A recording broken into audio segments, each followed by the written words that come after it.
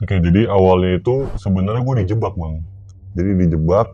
Waktu itu awalnya gue nyari-nyari kerja kan, karena itu baru lulus kan. Gue baru lulus SMA, terus nyari-nyari kerja kan. Akhirnya temennya nyokap nih nawarin, mau kerja nggak di koperasi di salah satu rumah sakit. Nah yang ada di pikiran gue tuh koperasi itu mungkin kantin gitu. Akhirnya ngelamar nih, ngelamar bawa CV ke tante, ke temennya nyokap. Nah habis itu 2 hari kemudian dipanggil suruh datang ke rumah sakit itu. Ternyata pas udah dateng diarahinnya ke office boy gitu. Iya, iya, iya. Itu Jadi gimana kejadian lu sampai ngalamin hal itu gimana tuh lu? tragedi itu terjadi di tahun 2016. Waktu itu gue kerja di rumah sakit sebagai office boy kan. Nah itu terjadi karena waktu itu gue dapat giliran shift malam. Jadi shift malam, tapi shift malam di sana bang, gue nggak ngerti ya, aneh atau gimana. Sistemnya tuh kayak kerja kita tuh 5 hari bang. Jadi gue tuh waktu itu shift malam 5 hari kerja, terus dari jam 10 malam sampai jam 5 pagi kan. Tapi cuman sendirian. Oh, sendirian. Iya, yeah, cuman sendirian.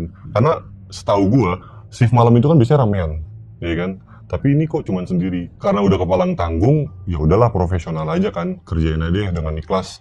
Toh kalau misalnya berhenti nggak enak sama temennya nyokap kan, sama tante. Karena dia yang rekomendasiin. Karena dia ngerekomendasiin gue kerja, dan itu kan pengalaman kerja gue yang pertama bang. Nah akhirnya teror itu tuh dimulai pada saat gue kena giliran shift malam. Cuman untuk di hari pertama itu, menurut gue ya, kategorinya tuh masih yang batas wajar bang. Paling kayak cuman kayak suara-suara gitu bang, kayak ada suara getok-getok tembok gitu, terus apa namanya, suara langkah kaki, tapi itu kayak nggak sampai-sampai bang.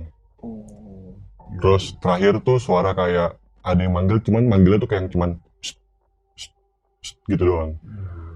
Di situ gue masih mikir positif. Gue mikirnya, ah mungkin ini teman kerja gue. Karena gue ini kali pertama shift malam, mungkin dites mental nih. Gue mikirnya gitu kan. Karena posisinya gue tuh lagi santai gitu.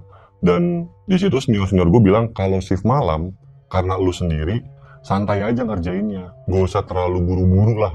Karena kan gak ada yang ngawasin kan. Kita kerja sendirian. Nah habis itu ya udahlah, karena gue mikirnya positif, mungkin gue dikerjain.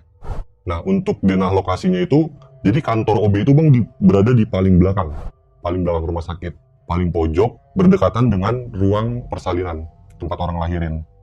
Habis itu nggak jauh dari situ tuh kayak ada lorong kecil gitu, itu menuju ke tempat pembuangan sampah sama tempat laundry, pencucian yang mungkin buat pasien, apa baju pasien atau yang udah itu tuh, sama kayak ya mungkin spray dan segala macam lah ya, kayak gitu.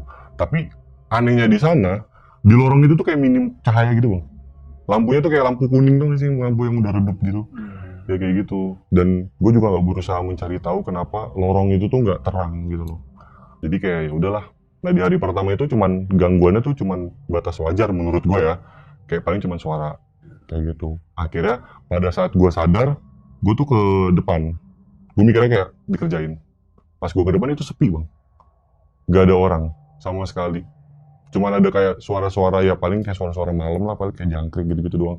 Karena di depan kantor OB itu cuman dibatasin pagar, itu langsung rumah warga bang, sama ada kali dan pohon gede gitu loh.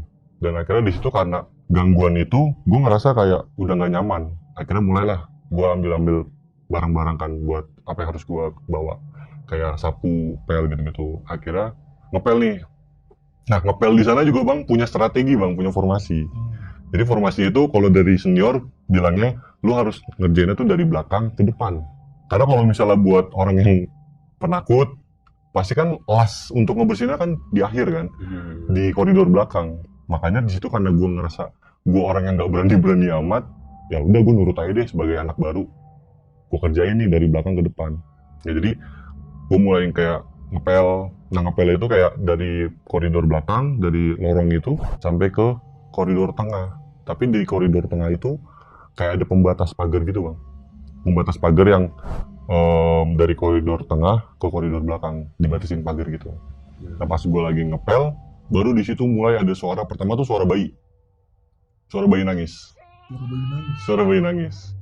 Karena di situ gue mikirnya kan samping kantor OB itu kan ruang persalinan kan. Gue mikirnya ada yang melahirkan, lagi ada yang mau melahirkan. Dan itu suaranya tuh kenceng banget bang. Suaranya kenceng. Gue awalnya diem. Gue diem, suaranya makin kenceng. Pas gue tengok ke arah ruang praktek, itu lampunya mati. Berarti nggak ada orang satupun di situ. nggak ada orang. Gue pernah waktu di shift pagi itu gue pernah melihat ada ruangan itu yang lagi beroperasi, ruang praktek itu beroperasi, itu nyala lampunya, Iya, iya. nyala. Berarti kan Cuma kondisinya nggak ada orang lagi nggak ada, bersalin, ya? nggak ada yang melahirkan. Di situ gue cuma bisa diem bang, gue cuma bisa diem karena posisi ruangan itu kan mati kan lampunya kan, tapi ada suara bayi.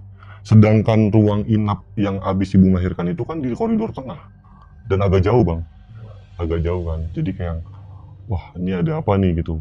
Cuman gue kayak di situ berusaha untuk relax aja bang, santai. Terus gue kayak baca ayat-ayat yang gue bisa lah.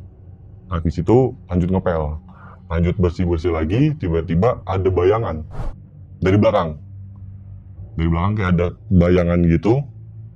Habis itu gue diem kan, karena kalau misalnya gue tetap ngebersihin lantai, posisi ada yang jalan, takutnya nanti kena kaki gitu loh. Jadi gue diem dan bayangannya ikut diem. Pas gue lihat ke belakang, itu plong bang, nggak ada orang sama sekali. Padahal tadi tuh gue ngeliat ada bayangan di lantai, di samping gue tuh, di lantai samping gue tuh ada bayangan. Pas gue nengok belakang, sepi. Itu gue nggak pakai aba-aba bang, langsung cabut. Gue langsung cabut ke koridor tengah. Itu gue langsung ketemu security. Nah security tuh ngeliat gue tuh kayak gelagatnya panik gitu bang. Akhirnya security tuh nanya gue, lu ngapa Bi? Terus gue cuma bilang kayak, nggak apa-apa bang, aman. Seriusan lo panik lo, masih ngapain? Nggak udah bang, nggak apa-apa, aman. Habis itu gue cuma bisa diem doang bang, cuma bisa diem. Terus kayak gue mikirnya, wah baru hari pertama nih, udah kayak gini. Cuman karena gue mikirnya ini rumah sakit, ya udahlah mungkin hal yang biasa gitu kan. Ya udah lanjut kerja lagi. Alhamdulillahnya hari pertama itu berjalan normal bang, cuman gangguan itu cuma di awal doang. Jadi setelah dari situ udah lanjut kerja aman.